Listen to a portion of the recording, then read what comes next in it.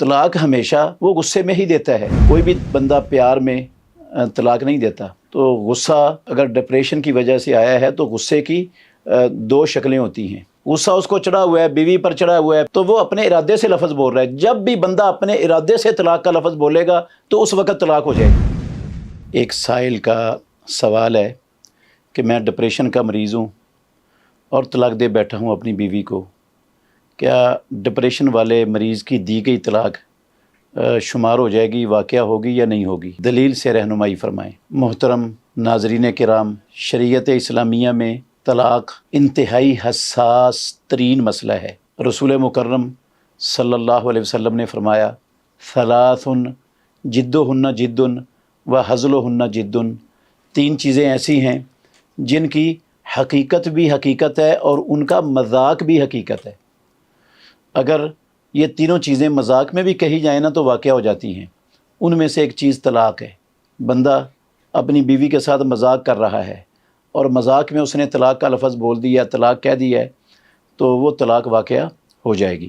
یہ جو طلاق ہے یہ بندے کے ارادے کے ساتھ اس کا تعلق ہے. اگر اس کا ارادہ تھا، اپنی مرضی کے ساتھ ارادے کے ساتھ اس نے طلاق کا لفظ بولا ہے، تو ڈپریشن کی حالت میں ہو، چاہے وہ ڈپریشن کے علاوہ ہو، چاہے وہ کچھ نہ کچھ نشے کی حالت میں بھی ہو، اگر اس کا ارادہ کام کر رہا ہے ڈپریشن میں، نشے میں، تو اس کی دی گئی طلاق واقعہ ہو جائے گی اور وہ شمار ہوگی. طلاق ہمیشہ طلاق دینے والا وہ غصے میں ہی دیتا ہے. کوئی بھی بندہ پیار میں طلاق نہیں دیتا. تو غصہ اگر ڈپریشن کی وجہ سے آیا ہے تو غصے کی دو شکلیں ہوتی ہیں.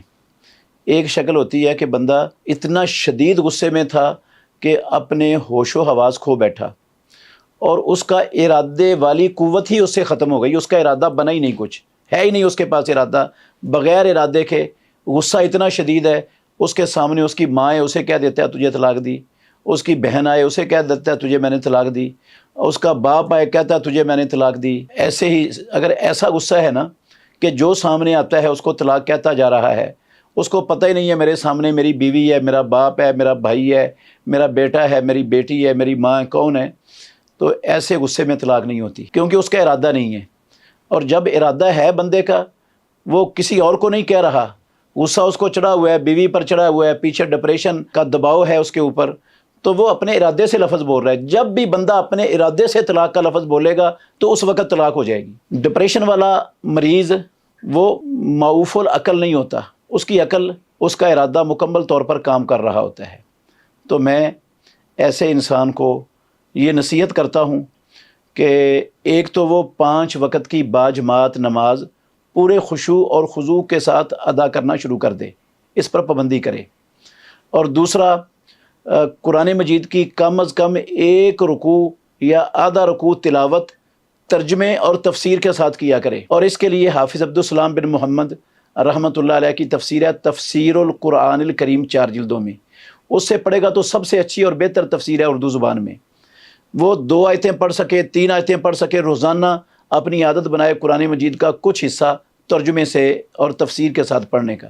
اسی طرح صبح و شام کے اذکار باقاعدگی سے کرے جو رسول مکرم صلی اللہ علیہ وسلم کیا کرتے تھے.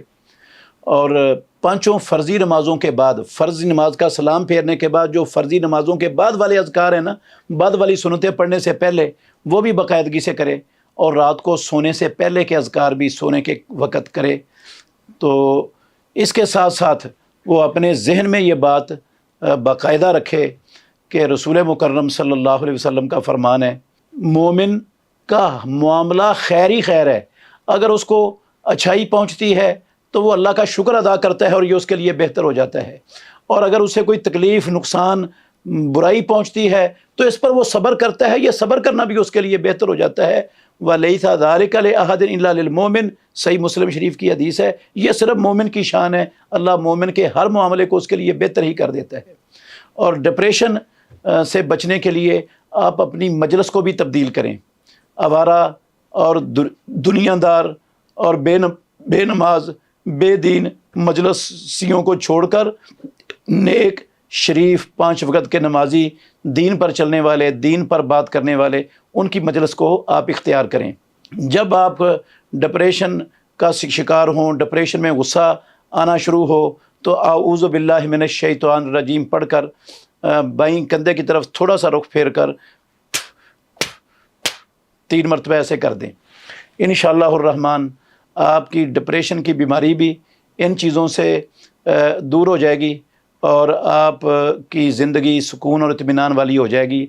और इसके साथ साथ एक और काम भी करें, जो आपने अपने जहन पर, अपने दिमाग पर बहुत सी चीज़ें सवार की हुई हैं ना, ये सारी जहन से हटा दें, मिटा दें, उनको गिरा दें जहन से।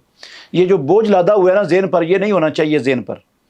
आप इसको बातें जो लोगों ने आपके साथ ज़्यादतियाँ की हैं, आपके साथ जुल्म किया है, रिश्तेदारों ने किया है, दोस्तों ने किया है, भाइयों ने किया है, आप उसको अपने दिमाग पर सवार करके आपको मिलेगा क्या? ये खामखा आपने अपने दिमाग में बोझ डाला हुआ है। ऐसी चीज़ों का जो बोझ डालना आप पर लाजिम है ही नहीं है। तो इन सारी चीज़ों को निकाल दें अपने जहन से और ये अल्लाह पर तवक्कुल करें और ये जहन में रखें कि अल्लाह रब्बुल आलमीन के हाथ में यह हर किस्म का नफ़ा नुकसान, ना मेरा कोई नुकसान कर सकता है, ना मुझे कोई नफ़ा पहुंचा सकता है। अल्लाह रब्बुल आलमीन की मशीयत, उसके इरादे और उसकी मर्ज़ी के ख़िलाफ़। तो अल्लाह ताला हमें समझने की और अमल करने की तौफ़ीक़ अता फ़रमाए।